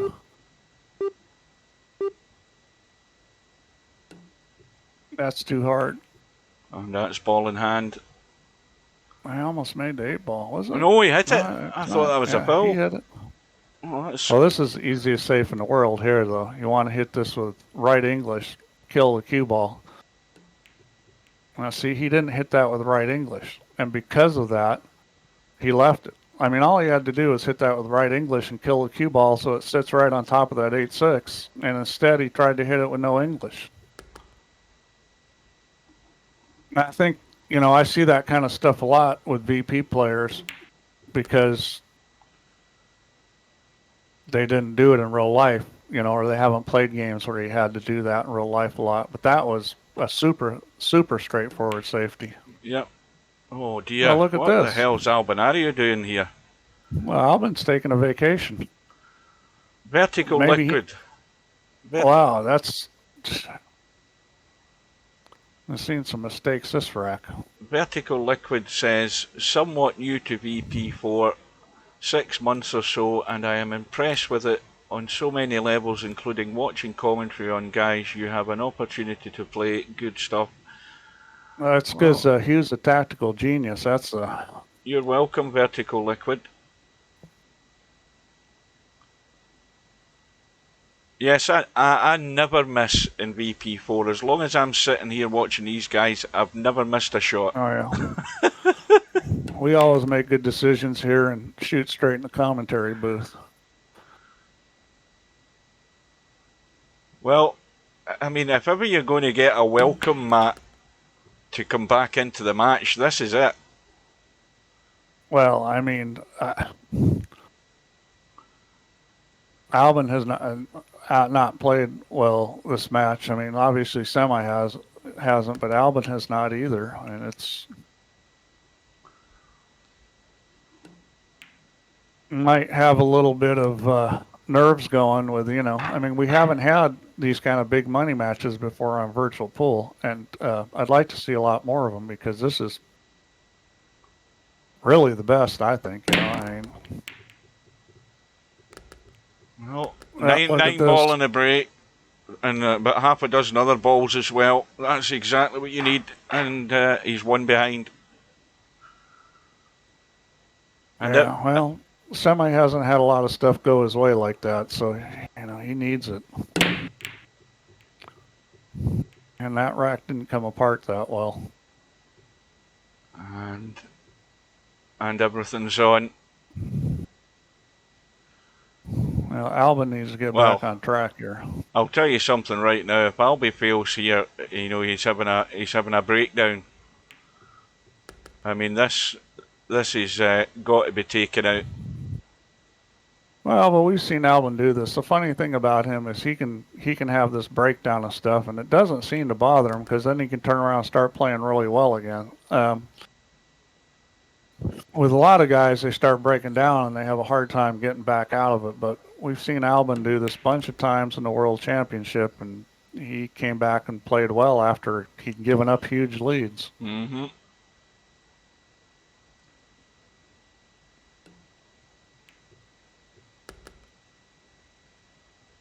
But there's nothing like a real straightforward rack with no trouble where you can, get yourself back in the right state of mind. And that's what Albin has here. This is a easy rack to run out. Well, it's all going to hinge on the good line that he has on this 7 ball. Well, ideally, you don't want to be way far away. You want to get reasonably close. I mean, middle of the table's fine. And that's okay. A little closer would be better because the closer you get, the easier you can hit this, which makes the pocket bigger. The harder you have to hit this, the smaller that pocket gets. Yeah, that'll do. Yep. Well, he could go through and play the 9 the other side, but he's doing the right thing and coming to the open area rather than getting into tight corners. And that little bit of momentum there just stalled by Albinario. Back to 2 in the lead, and Albinario looks dry to me here. And Semi immediately can respond. Everything is there. Yep. This is you got to make sure you don't leave it short getting on this 2 ball. I mean, you can be a little long, but obviously you can't be short because that 5 ball is there. Now he's drawing this, which I don't understand why. I mean, I would have just come back straight off the rail. I mean, because a lot of things could go wrong with that shot, but he hit it well.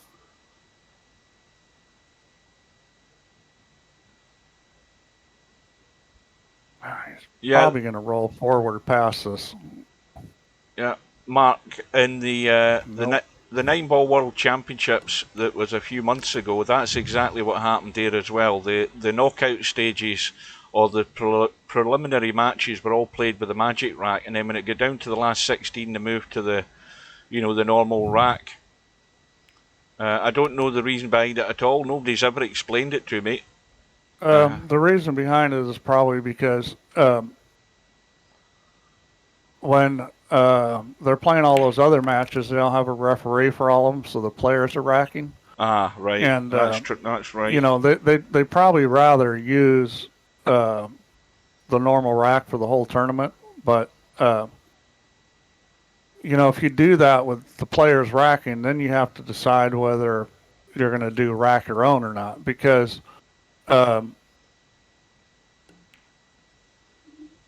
typically most tournaments are played rack your own in the U.S.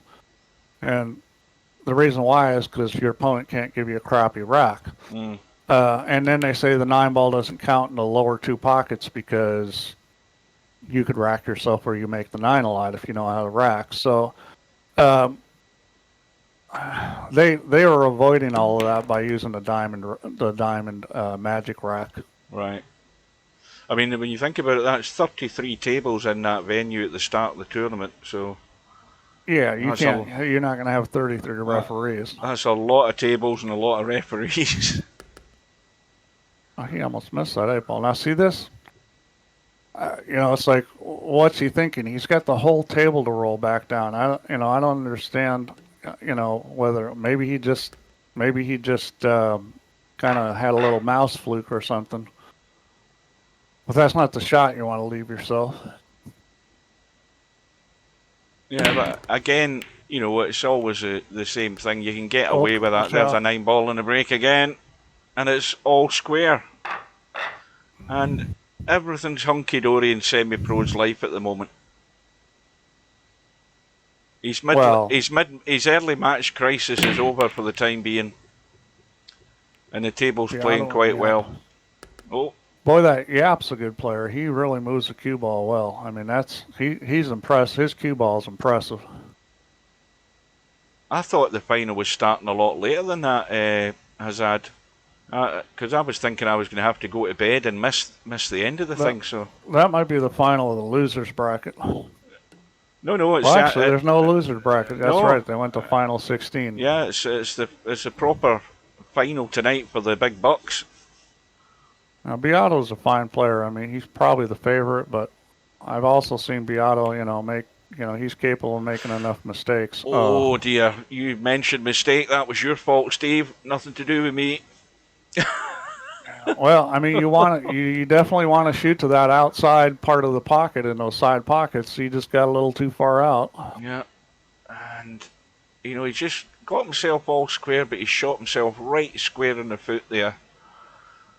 Yeah, well, you know, that kind of mistake's a killer because, you know, what he left him was a real easy run out. It's not like making a mistake where, you know, the guy's got something tough. Yep. Now, does I that mean, this six is ball? a connect the dots here. Well, six ball doesn't go past the 8, so he's going to have to get He on just the shoot it up six. in the left corner. Yep. Everything's okay. He got a little straight on this. He'll probably shoot the 7 in the side. That's what I would do. Yeah. That's the smart way to do it. A wee bit. Or you're not coming straight across the line.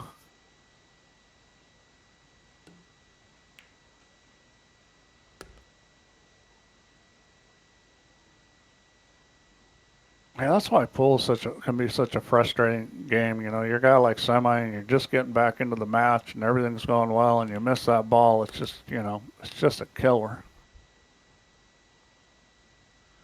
But you know, it's going to happen. You're going to miss some balls. You just need to keep them to a minimum.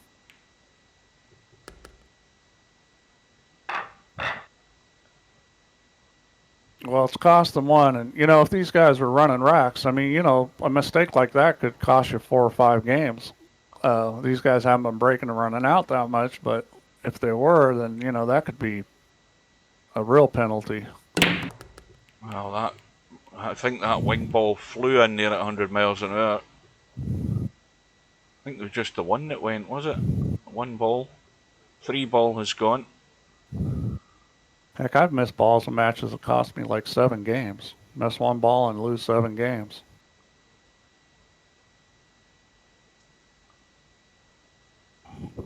Now, how's that 2 look? I don't think this bank goes. He's cutting it down the rail. Wow, Oh, the 2's that was fine. a good shot. Well, this is a way to stop, you know, a guy who's coming back into the match. This is a way to stop him. You know, just keep him at arm's length and then run out this rack. Well, breaking and running out's always good strategy. Yeah, he's looking at this 4 ball, trying to figure out where to get, and this is a little tricky here. I mean, I think he's got oh, there. he hit it well. That's a beautiful shot. You know, that's a beautiful shot. That's showing some control there. Now, the thing is, he wants to make sure he's not going to hit the 9. And Yeah, well, if he gets up table, he's fine in a 5. he's hitting us with inside, which is how I'd hit it. But it's a little bit of a touchy shot. If you can mess this up. Yeah, he's going to be fine. Running well. Yeah. Again, looking at the Yeah, angle he's good. got. I'll be right back, you. Yep. He's going forward. Loads of open space.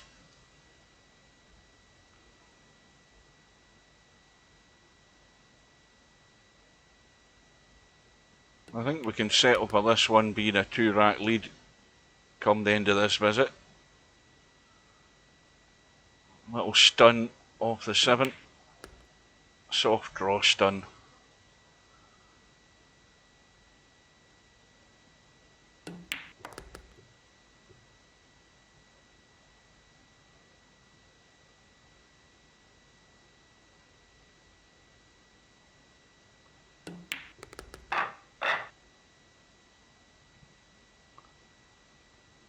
So Albinario looking to build the momentum and stretch away again if he can.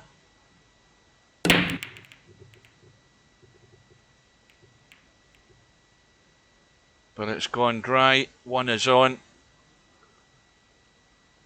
Immediate opportunity here for Semipro to get back in the game again. 9 ball goes.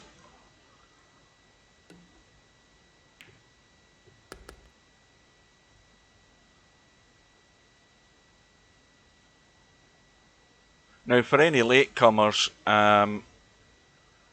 just to update you, we've had another update in VP4 today where Steve has tweaked the rollout of the cue ball again. He's toned it down slightly.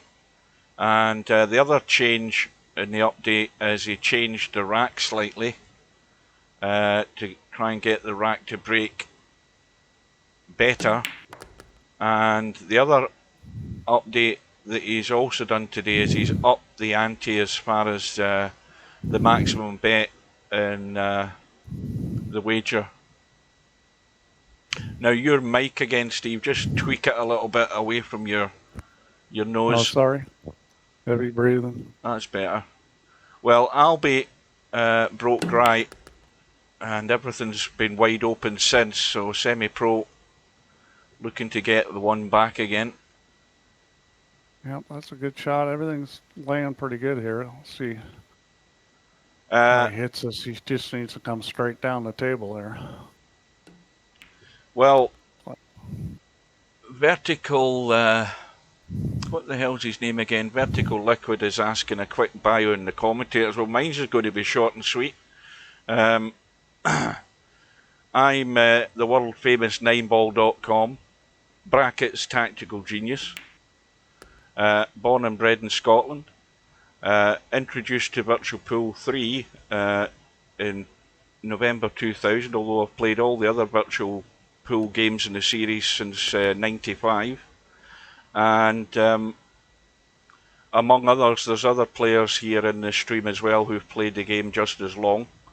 I've been streaming for probably the last, I don't know how long, 5 or 6 years, or maybe slightly longer. And I then, more recently, I took up the commentating.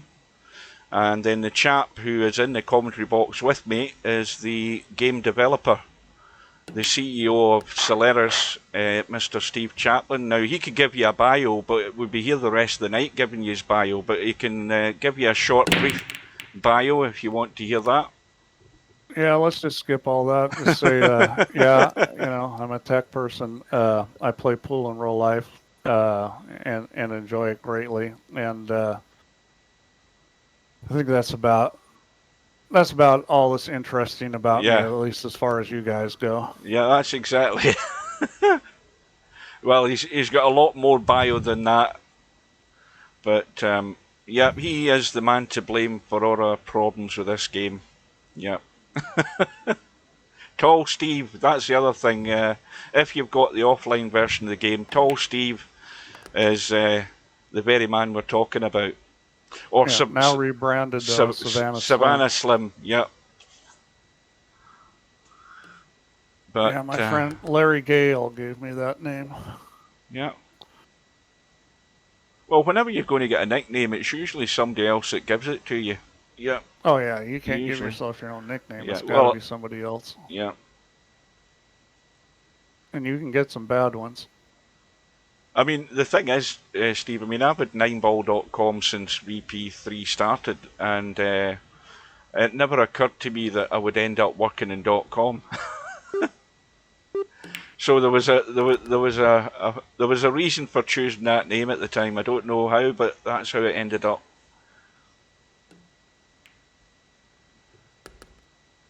Semipro should be all square.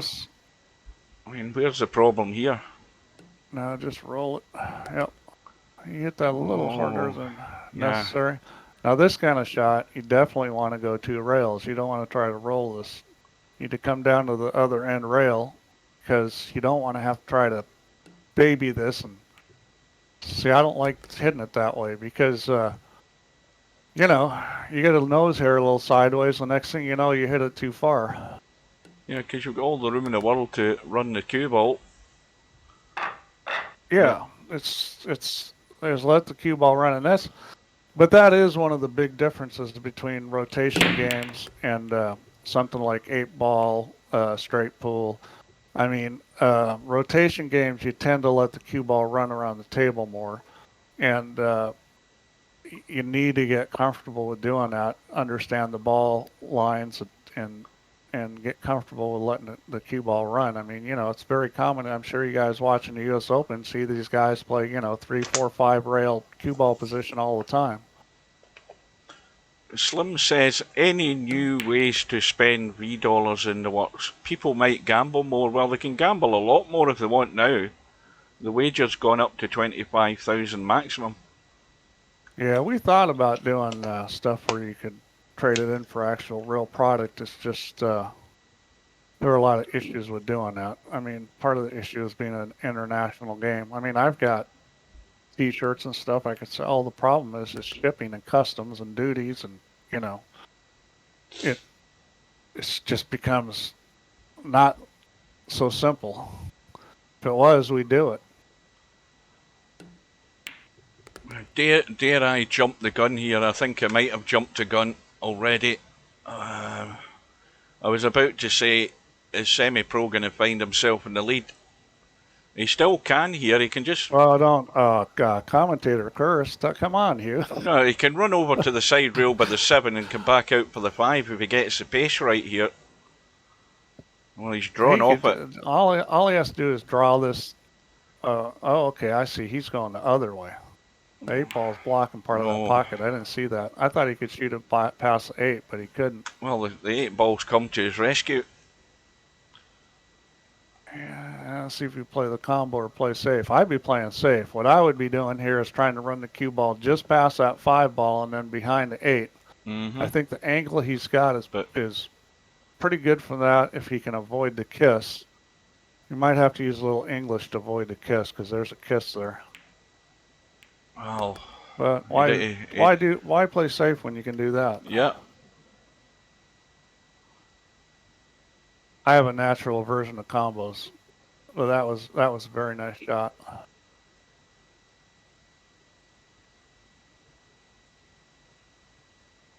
I mean, don't forget though that's all come about because Semi got himself way out of shape again, with a golden opportunity to run out.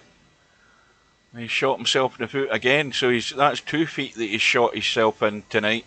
So yeah, well, the way he missed that 4-ball is a typical way. It's a little bit of an optical illusion when you have a back cut with that. The typical way it's missed is just like that, especially if you're putting any kind of outside English on it. It's typical that shot is overcut. Yeah. And unfortunately, that shot, when it hits the long rail, is not going in the pocket.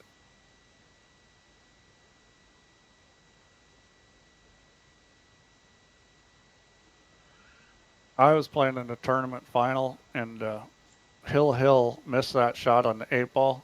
Cost me $2,500. Yeah, that one still hurts. I remember that vividly, and I wasn't ready to shoot the ball and shot it anyways, and even though I knew better, it cost me $2,500. Made somebody happy though. Let's have a look at this. So Albie's broke dry. Now obviously the cut is on in the 1. He doesn't look as if he's going to play it. He's looking to try and send us down table. And well, he is lining it up. I think he's going to shoot this. Yeah. I don't know about that decision, but he's still in control. I mean, this is a pretty easy safety here. Oh yeah. I mean, at worst he'll run into the 5 and not scratch and tuck this 2-ball away on the right side. Yeah, I'd probably play it the other way and try to put the cue ball on the 9. He's going the way you were talking about. And he's got the 2. I like getting the cue ball locked on another ball where it's like right against it. Well, this is no easy kick. I think he's got to kick this 2 rails. Probably 3 rails, because that 7-ball's in the way for the 2-railer. So he can get safe here. The only problem is, what speed are you going to hit this? He may decide to hit this harder because trying to hit this soft and get safe is tricky. Well, that wasn't an easy kick safe. He didn't get safe. I don't know whether you want to answer that question, Steve. I'll leave that up to you to make the decision. Is it in my will? Yeah, it's going to Hugh. Now, what's Semi got here? Well,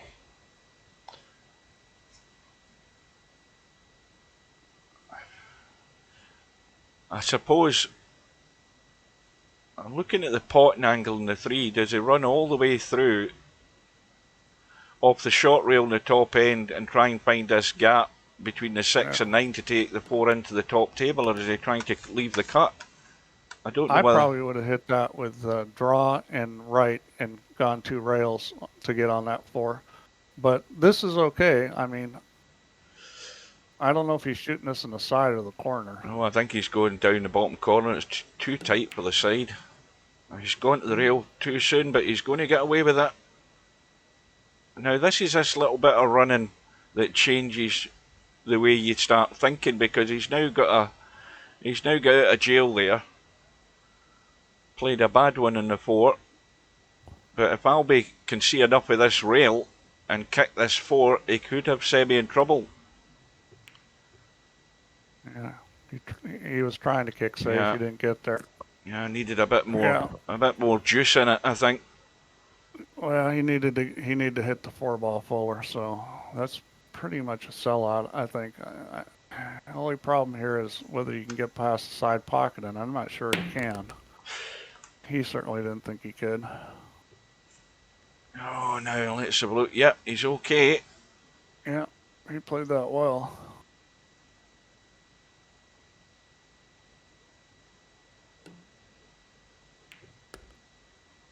That's just needs to slow up a bit.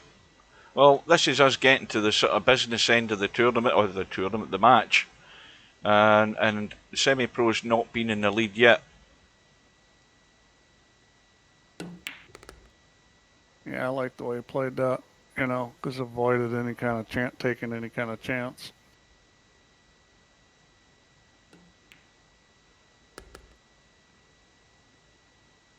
Right. I'm not sure why he rolled forward there. He would have been better off stop. Yeah. We'll give him this, provided he can roll the 9 in. Well, this is one of these things, that people do more in VP than real life, obviously, is leaving themselves shots like this. But, even in VP, it increases the chance of missing.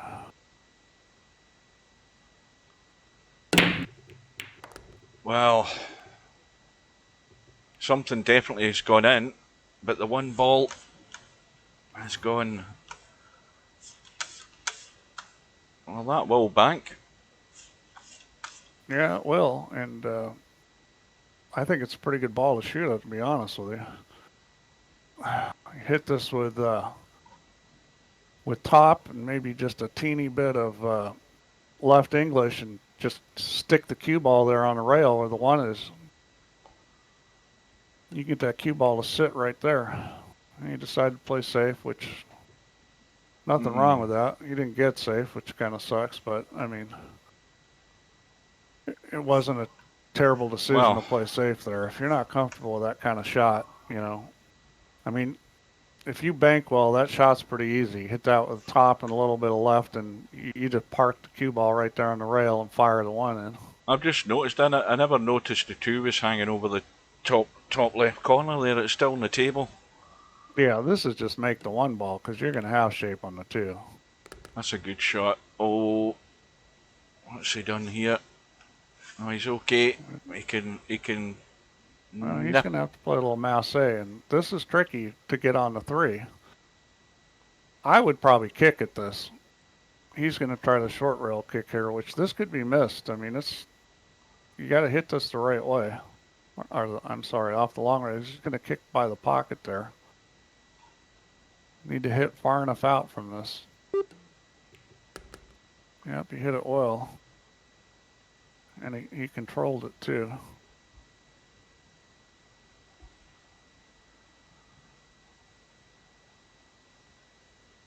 Gonna stun this and shoot the 4 in the other corner, I think. There's a bit of pressure on this. All square. I like this decision playing it this way, because this is a positive way to play it. You're not gonna I like playing the shot that way versus trying to roll it forward and shooting it forward and aside. It's just a more positive stroke. Yeah, he's good. I mean, this is perfect, really. Just let the cue ball run on a natural line here.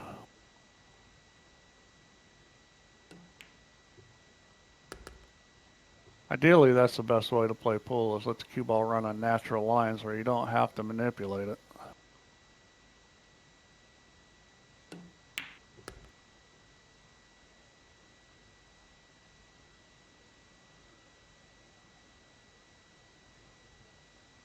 Well, Albinario, he's just not letting Semipro get that advantage.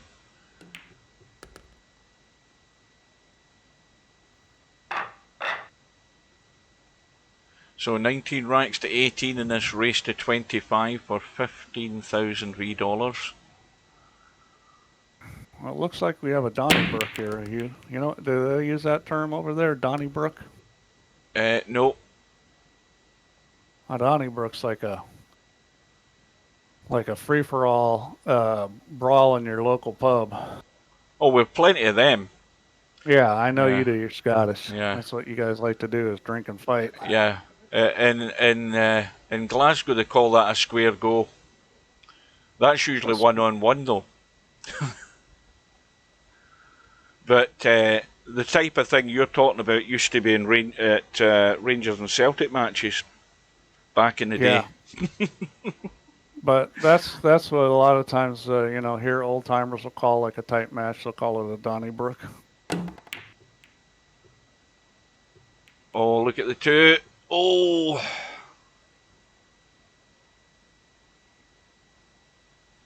All right. Well, there's definitely a chance to play safe here. The question is how you're going to do it. Oh, welcome to VP Monster. Or Mongoose. He's going on the inside, and that didn't work at all. He's going to get locked up royally here. All you got to do is hit this with a draw and a little bit of, I actually put a fair amount of right English on it and stick the cue ball there. And take the one ball 3 rails. Oh, it goes. Okay, well, okay. That's how blind I am. I didn't realize that thing went. That's even better.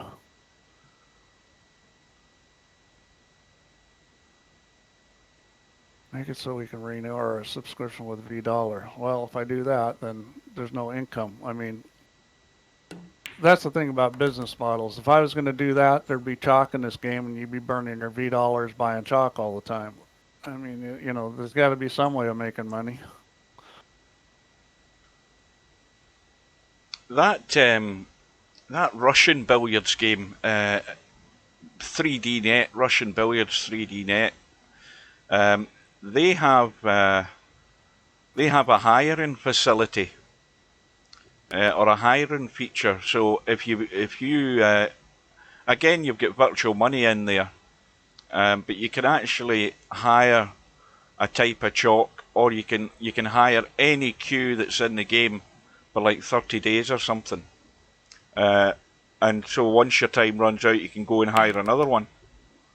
And so it's you know, that's a rolling thing where there's funds going in all the time by hiring cues and balls and all chalks. Kinds of artificial ways to make people pay money. I mean, we tried to avoid that in this game, but there's lots of ways you can artificially, you know, make your cues wear out or whatever, you know, to get people to pay more money. I mean, that's what Miniclip does. They have cues that, you know, you have to reload them. You have to recharge them. It's like plug them into the wall.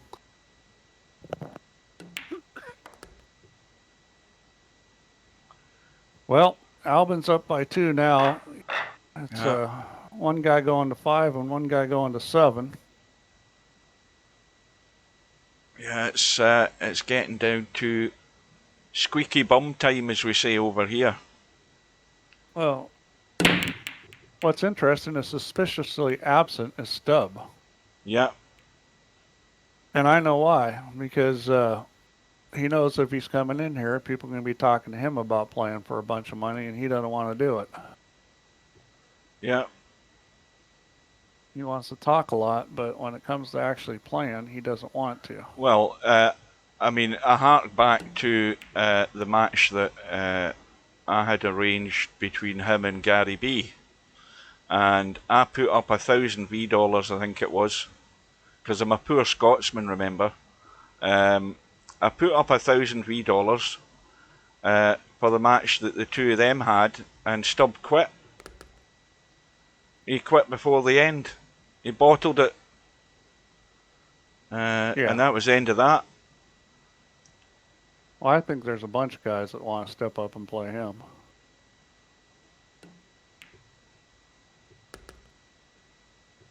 Well, this is going to hurt Semi, this.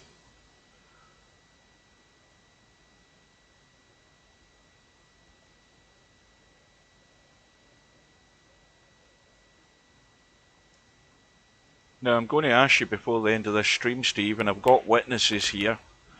Uh-oh.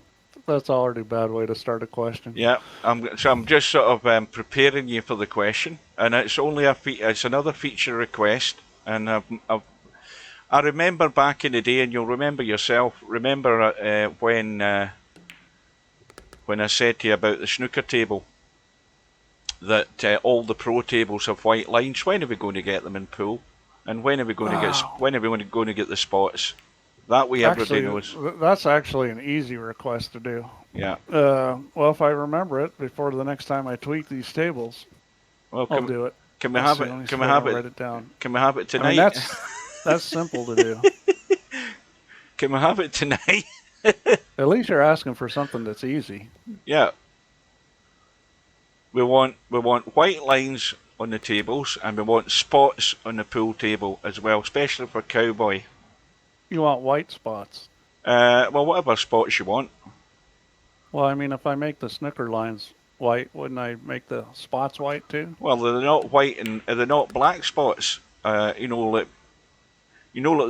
those old tape things that they stuck in the tables in the pool halls. Well, they did that over here anyway. But whatever spots you have, just somewhere that marks the place where the balls go.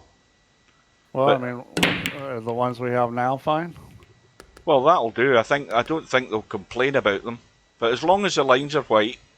I'm just asking. I can make them white or black because it's easy to change it. White spots, white lines. That's it. Problem solved. Yeah, that's simple.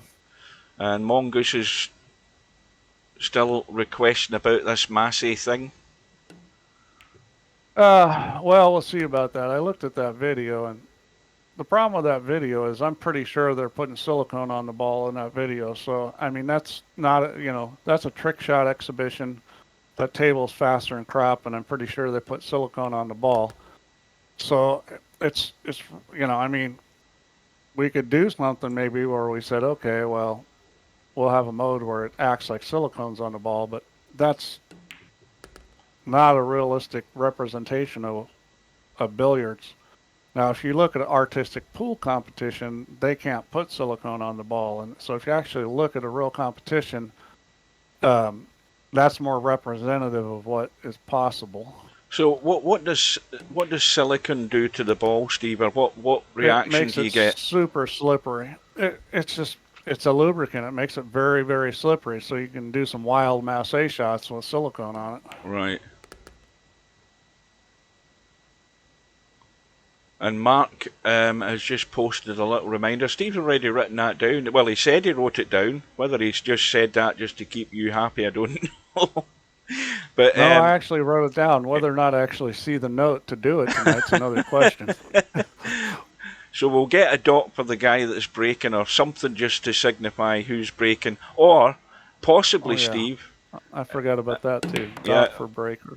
Well, he hasn't written it down, Mark. He just remembered again. I didn't write that one down, or if I did, I don't know where that note went. That's a problem when you're dealing with somebody with ADD. So have you not got like an inbox and an outbox? An inbox where your to-do stuff goes, and the outbox where it's been done box. I write a lot of to-do lists. I also put I got task lists on my calendar and stuff like that. And then there's bug reports, and I got a bunch of different ways I do it. It'd probably be simpler if I only had one. Well, meanwhile, Albie's stretched it to 4, and of course, now that it's been winner breaks all night, it's a tall order for semi-pro. But if he gets a chance, he's still in it. If he gets a chance.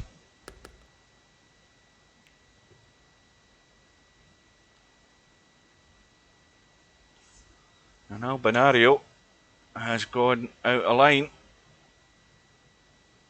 so he might Well, get a I don't know. chance. I don't know what to say to VP Mongoose. I mean, you may be right. Maybe they're not using silicone. I mean, that table's unbelievably slippery. I can see that. It's unbelievably fast. Um, heated doesn't matter. I mean, I played on well set up billiard tables. I mean, not that particular brand. Um, I was able to shoot that 1-8 railer that Sayinger shot, but it was a lot of speed. And I'm trying to think what I needed to hit it in VP the way the table sits. I think it was something like 26 miles an hour or something. I mean, really hard. Any of you guys got the final on in the background? Can you give us an update on the score, please? The US Open final, because that's where I'm headed after this, before I go to bed.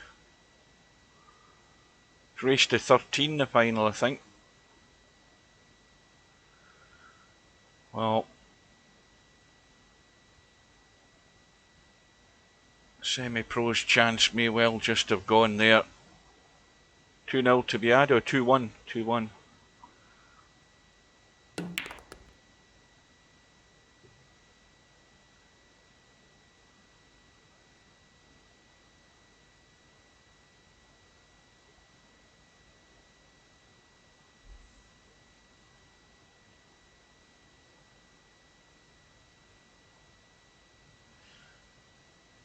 Now, is he running this into the side? It looks as if he is, the way I'm looking at it.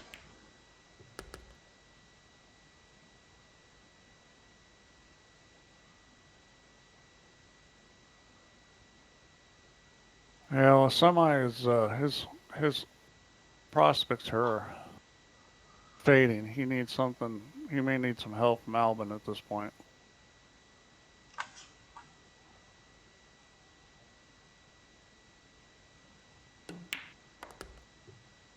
Well, where's this cue ball going? Where's the 9 going? Well, Yeah, that's the help, because he's going to probably kick this, because the yeah. I 7 mean, and I would 9, be kicking this. It's a pretty easy kick shot. 7 and 9 are fairly well Yeah. set. I just looked at it's 2-1 Beato, and he's run 2 racks, so he's run out 2 racks Yeah, for his 2 games. that was always on. Albinario 2 away. So yeah, I guess the final is you got to pay, huh? I don't have table 1.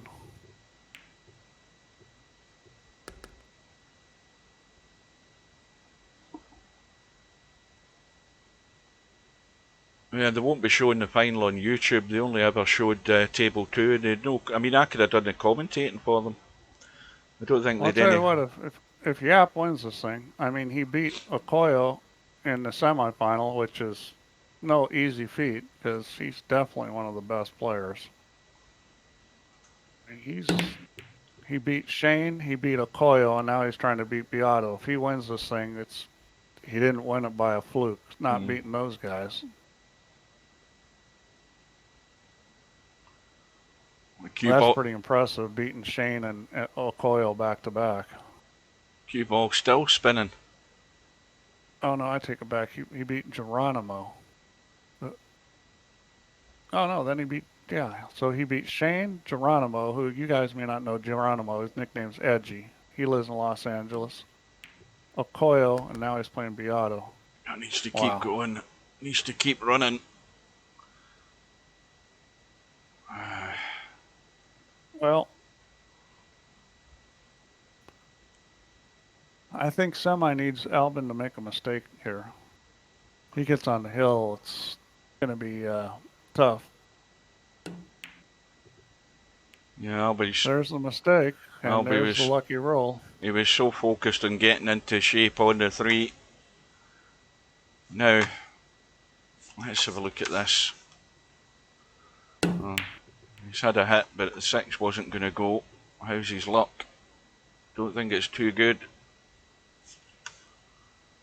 Nope. That's a lucky roll just when you need it. Yeah, well, that's the way things go, and they're not going good. Albin got a lucky roll, and Semi didn't. Well, as you said earlier, Steve, about when you're playing for 15 grand, and you end up on the losing side, and you get yourself back up off the floor, brush yourself down, and then offer the guy a rematch. We'll see what happens. Well, it depends on how you lost. If you lost playing the way Semi's playing, then I say, yeah, you do.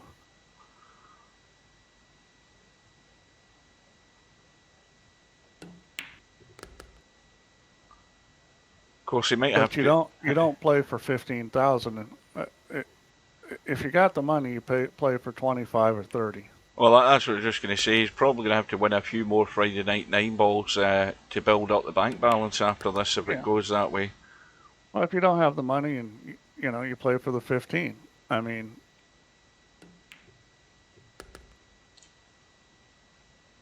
so Albinario on the hill with the break.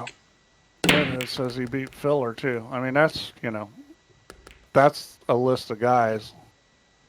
Filler, Van Bonen, Okoyo. I mean, beating those guys in the tournament. That's saying something. That's the best. A bunch of the best players in the world at the game. Oh yeah, I mean, you're gonna make a top 5 in the world list. Those 3 guys are in it.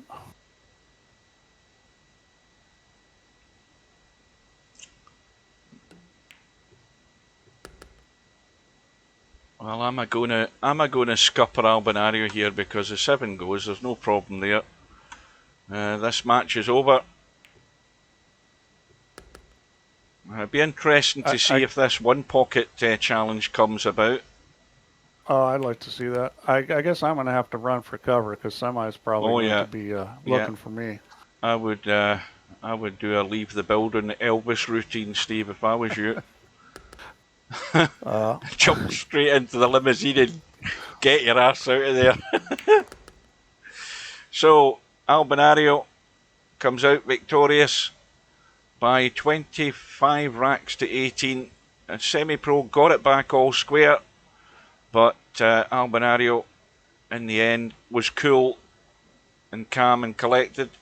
Well, he was the better of the 2 as far as that goes, and he wins the 15,000 V dollars. Well, so that was wonderful that these guys actually put up the money and play. I like to see more guys do that. I thank those guys for stepping up and playing. I mean, I think it's going to provide a lot of excitement and a lot more competition, and hopefully Semi-Pro gets back to working on his game and comes back and plays again, because I think he is capable of winning that match. Mm-hmm. Yep. Well, guys, thank you all for your company. Oh, and don't forget the spot for the Who's Breaking, Steve, and don't forget the white lines. That's it. Thanks for joining. I got it on my list. And we'll probably get back to you on this 1 pocket challenge thing. The guys can let me know, and whatever night they're going to maybe think of doing it. That would be great. Ideally, it would be on my day off, because I mean, a 1 pocket match can go on for a few hours, so I don't want it to be on a working day. So we can work that out possibly. But anyway, I hope you enjoyed it, guys. Thanks, Steve, for his company, and thank you all for watching. Stay safe, take care. You too, Steve, and we'll see you again soon. And good night. Good night. Thanks a lot, guys.